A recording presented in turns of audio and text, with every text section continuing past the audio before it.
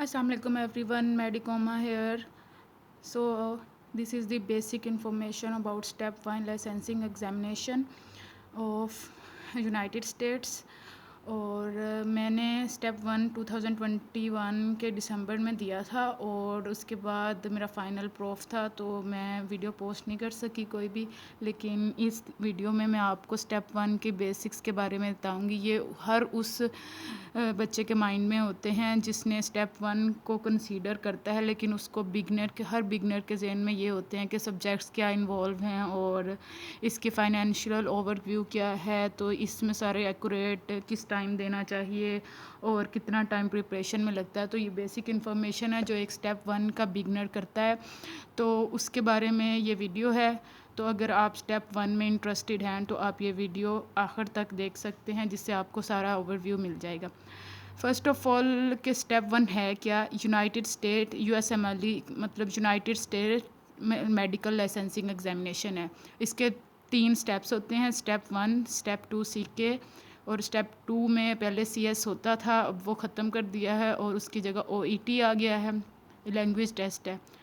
और उसके अलावा स्टेप 3 है। स्टेप 3 रेजिडेंसी के लिए ज़रूरी नहीं होता। ये स्टेप क्लियर करके आप रेजिडेंसी के लिए अप्लाई करते हैं, मतलब if you want to pursue your career in United States, तो फिर उसके लिए ये सब ज़रूरी होता है।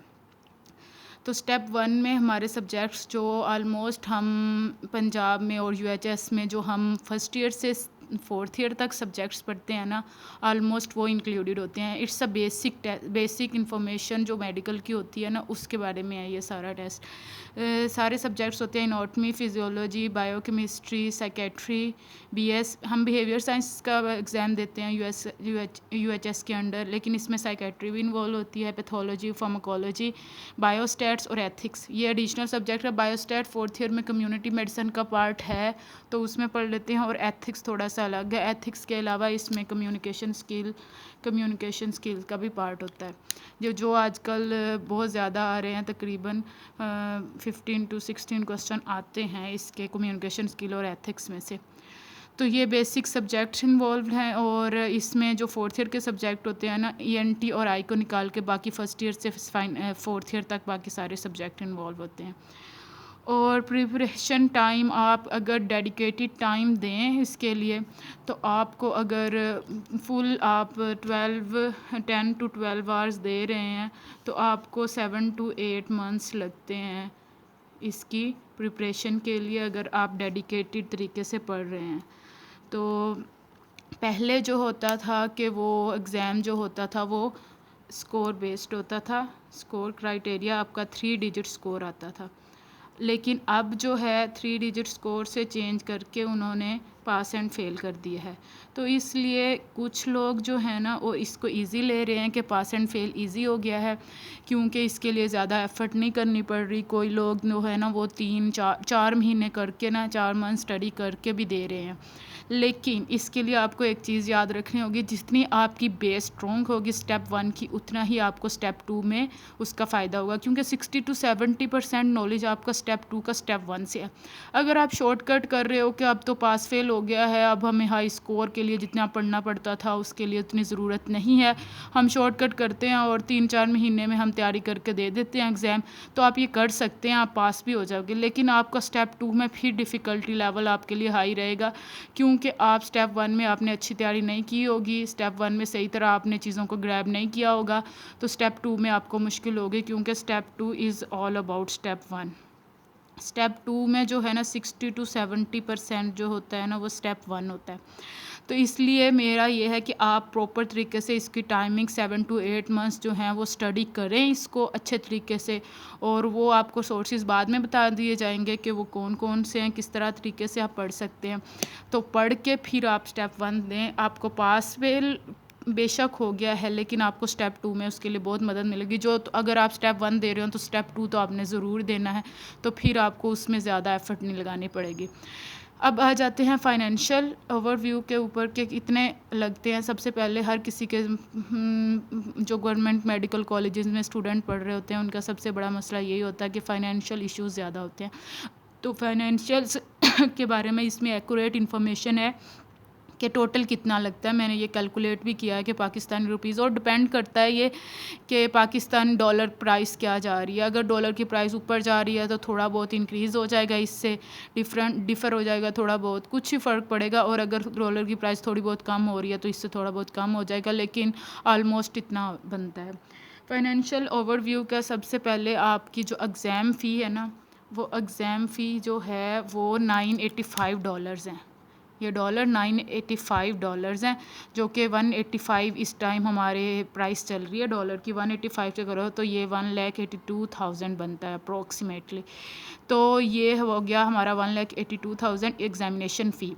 फिर हम दे रहे हैं, उनका होता है कि USMLE के अगर आप आउटसाइड यूनाइटेड स्टेट्स दे रहे हैं, लाइक पाकिस्तान में दे रहे हैं, इंडिया में दे रहे हैं, या कहीं भी दे रहे हैं, तो उसके लिए हमें एडिशनल उस जो प्रोमेट्रिक सेंटर होता है जहां हमने एग्ज़ामिनेशन सेंटर जो हमारा बनता है उसके चार्जेस होते हैं कुछ, वो भी हमने पे करने होते हैं अगर हम आउटसाइड स्टेट्स दे रहे हैं। तो $150 वो बनते हैं, इसके एक्स्ट्रा हैं, इससे 985 प्लस 150 अगर इसको क्रॉस करें 185 से 27 ऑलमोस्ट 28,000 ये बनता है। 1,82,000 ये और 27,000 है, ये एग्ज़ामिनेशन फ़ी है। ये आप जब अप्लाई करते हैं एग्ज़ामिनेशन स्टेप 1 की रजिस्ट्रेशन के लिए, ये तब आपको सबमिट करानी करती है by debit card, credit card. उसके अलावा जो ECFMG की सर्टिफिकेशन है ना, ECFMG का सर्टिफिकेशन है examination commission for foreign medical graduates. Foreign medical graduates जो हैं like other than United states, अगर कोई वहाँ टेस्ट देता है ना, उसको ECFMG सर्टिफिकेशन करवानी पड़ती है। वो सबसे पहला प्रोसीजर होता है। इसकी भी फर्दर इंफॉर्मेशन के कैसे करते हैं वो नेक्स्ट वीडियोज़ में आ जाएगी। ECFMG की सर्टिफिकेशन का भी आपके पास ये $160 लिखा हुआ है, तो $160 ये लग जाता है। ये अप्रॉक्सीमेटली ये बनता है 30,000, 29,600 बन रहा है PKR, ये तो ये 30,000 हो जाएगा। उसके अलावा जो है हमारे पास ये, अगर हम इस सबक को टोटल करेंगे तो ये हमारे पास ये बन रहा है 2,09,975 PKR। तो ये हमारी एग्ज़ामिनेशन और ECFMG सर्टिफिकेशन और उसकी जो रिक्वायरमेंट्स हो गई हैं उसकी इन्फॉर्मेशन आ गई है। उसके बाद हम इसकी प्रिपरेशन के लिए भी हमें रिसोर्सेज चाहिए होते हैं ना, तो उसमें बुक्स तो जो होती हैं वो तो हम उसमें इंक्लूड नहीं कर रहे हैं, वो भी आपको लेनी पड़ती हैं थोड़ी बहुत, फर्स्ट एड वगैरह। और USMLE के अगर प्लान अप नोट्स ले रहे हैं तो वो उसका मैंने नहीं डाला, लेकिन यूवर्ड जो ऑनलाइन सब्सक्रिप्शन है ना, जो यूवर्ड क्वेश्चन बैंक है, जो हर कोई यूज़ करता है, स्टेप 1 देने वाला हर पर्सन उसको यूज़ करता है, और ये बिगेस्ट फर्स्ट रिसोर्स है, हाई यील्ड रिसोर्स है। तो उसका 95 टू 1 लाख, उसका 95,000 टू 1 लाख PKR वो बनती है। तो अगर इसको टोटल किया जाए, ये मैंने टोटल किया 29,30,000 ये है, 2,09,000 ये है, और ये तकरीबन 3,40,000 3,40,000 बनता है। तो ये आपका अप्रोक्सीमेटली खर्चा है, थोड़ा ऊपर थोड़ा नीचे भी हो सकता है। तो what is the best time to take step 1? I think it's 4th year. मैंने फाइनल ईयर में दिया था, लेकिन अगर आपने प्रिपरेशन पहले से स्टार्ट की होगी, 4th year is the best time, क्योंकि 4th ईयर में आपके सारे सब्जेक्ट कंप्लीट हो चुके होते हैं जो इसमें आते हैं। तो 4th ईयर बेस्ट टाइम है, आपके पास टाइम भी होता है। वार्ड्स फाइनल ईयर में वार्ड्स हेक्टिक हो जाती हैं, क्योंकि वार्ड्स के साथ ना फिर स्टेप 1 ना बहुत मुश्किल हो रहा था, क्योंकि आपके सारे वार्ड्स नेसेसरी होते हैं, आपके एग्जामिनेशन में काउंट होती है आपकी अटेंडेंस। 4th ईयर में सिर्फ आपको आई और ENT आपके कंपल्सरी वार्ड्स हैं, बाकी आप मिस कर सकते हैं। तो 4th year is the best time अगर आप देना चाहते हो। तो उसके लिए आप 2nd ईयर 3rd ईयर से तैयारी शुरू कर दो, तो 4th ईयर में आप दे लोगे आराम से। तो ये है ओवरव्यू आपका इसका। बाकी नेक्स्ट वीडियोस में आपको बताऊंगी। बस ये है कि बेस्ट टाइम 4th ईयर है, फाइनल ईयर में भी अगर दे सकते हैं। और अब अगर जो लोग सुनना चाहते हैं कि फ़र्स्ट ईयर 2nd ईयर में हम इसके लिए क्या प्रेप कर सकते हैं, 3rd year 4th year final year, वो मैं अलग से इसकी वीडियो बनाऊँगी। तो ये है स्टेप 1 का overview. Thank you so much.